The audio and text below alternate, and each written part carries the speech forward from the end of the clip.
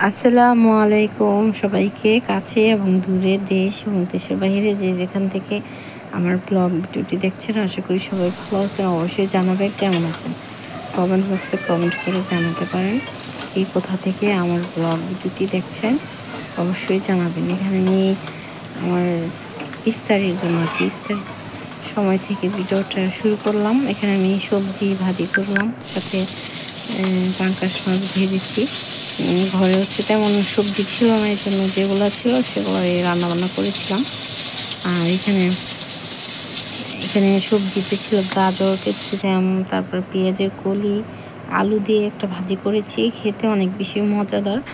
আর এখানে সাথে একটু শুকনো মরিচ ভেজেছিলাম। আর আমার বাচ্চা কাচ্চা নিয়ে এখন সবাই খাবো। আর ভাবলাম আপনাদের মাঝে শেয়ার করি। যদি আমার ব্লগ ভিডিওটি ভালো লাগে অবশ্যই একটা লাইক দিবেন। যারা লাইক দেন আপনাদেরকে জানাচ্ছি অসংখ্য ধন্যবাদ। এখানে গরম গরম ভাত, সাথে সবজি আর মাছ ভাজা হলে আর কিছু লাগে না। আর আমার তো পাঙ্কাশ মাছ আর এরকম সবজি খেতে অনেক বেশি ভালো লাগে, এই জন্য আর এখানে একটু মরিচও নিয়ে নিয়েছিলাম।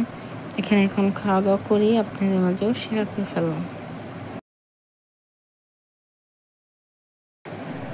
এখানে ফ্রিজে আনারস ছিল একদম ঠান্ডা, এই জন্য ভাবলাম একটু নামিয়ে রাখি, ঠান্ডাটা কমলে পরে খাওয়া যাবে।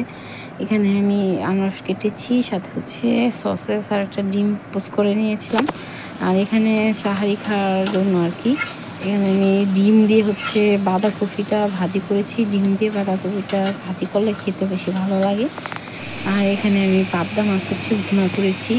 যেহেতু ঘরে সবজি ছিল না, এই জন্য ভুনাটা বেশি খাওয়া হয়। আর ভুনাটা খেতে বেশি ভালো লাগে। পাবদা মাছ ভুনা খেতে বেশি ভালো লাগে। এখানে মাছের ডিম ভাজি করেছিলাম। মাছের পেটে ডিম হয়েছিল, ভাবলাম যে ডিমটা বেশি রাখলে আর তেমন ভালো লাগবে না, এই জন্য ডিম ভাজা করেছি। সাথে মাছ একটা রেখেছিলাম, সাথে ওটাও ভাজি করে ফেললাম। এখানে আমার হাজব্যান্ড ইফতারিতে, আমি তো যেহেতু ওই এরকম ঝাল খাবার খেতে পারবো না এখন খাওয়া যাবে না বাচ্চার জন্য। যদি আমি ঝাল খাবার খেতে যাই তাহলে তো আমার মেয়েরও ঝাল লাগবে, এই জন্য এখানে হালিম নিয়ে এসেছিলো আমার হাজব্যান্ড, ওরা খেয়েছিল। আর গরুর মাংসের হালিম, এখানে হালিমটা দেখতে ভালোই ছিল, কিন্তু আমার ছেলে বলতেছিল অনেক বেশি ঝাল খেয়ে। আমি একদমই খাইনি, অল্পও খাইনি। আর এখানে জিলাপি নিয়ে আসছিল, 2টা জিলাপি নিয়ে আসছে। একটা আমার মেয়ে খেয়ে ফেলছিল। যাই হোক, এখানে অনেকগুলো পর্দা যেহেতু ধুয়ে দিয়েছিলাম না, এত ছাদে দিতে হয়েছিল। পরে আমার হাজব্যান্ড নিয়ে আসছে, ভাবলাম যেগুলো এখন টাঙিয়ে ফেলি।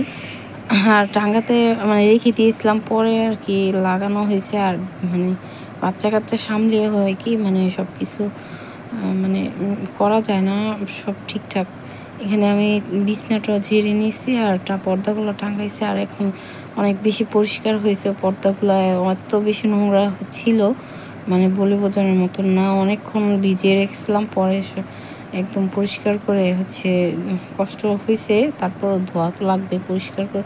এখানে একটা কেকও নিয়ে আসছিলো। আর যাই হোক, এখানে রাত হয়েছে প্রায় 9:30 এরকম পরে ভাবলাম কর্নার সুকেশটা অনেক দিন ধরে ভাবতেছি মুছবো, মোছা হচ্ছিল না।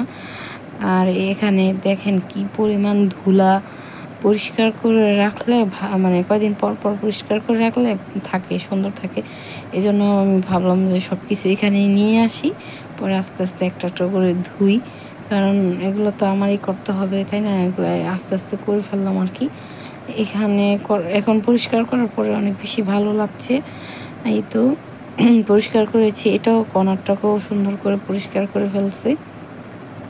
সাথে আমার ছেলে অনেক বেশি হেল্প করেছে, প্লেট ধোয়ার সময় অনেক হেল্প করেছে।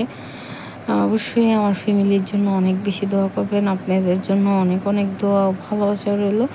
আমি আমার যেহেতু সুকেস রাখার তেমন জায়গা নেই, আর তেমন এই জন্য আমি কর্নার সুকেসটা কিনেছিলাম, যে এগুলা রাখার জন্য, ডিনার সেট রাখার জন্য এই জন্য আমি এখানে রেখে দিয়েছিলাম। আর দেখতেও ভালো লাগে, অনেকে চাইলে এরকম রাখতে পারেন।